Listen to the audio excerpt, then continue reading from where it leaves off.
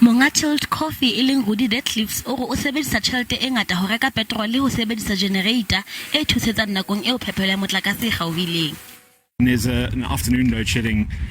We're not really predominantly a lunch trading business, so we kind of have a generator running with the hope that people will come in and support us.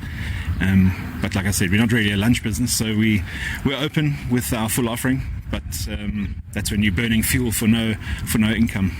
Nkululeko Mabena ke monga B&B e boholo ba baeti ba yona e leng ba dinaha tsa matjhaba o re ho sebedisa mokgwa wa sola ho tura haholo mme ho sebedisa generator ho ka se mo sebeletse. We end up having to explain to them, like your international guests, what is this load shedding? Why does the country not have electricity type of things?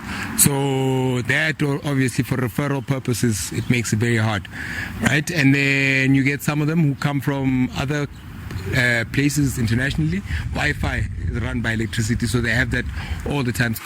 Mabe o go thatafalla ke ho hlalosetsa baeti ba hae ba sebedisang Wi-Fi ho phetha mabaka a mosebetsi nakong eo ho ena le mathata ka dikgokahanyo.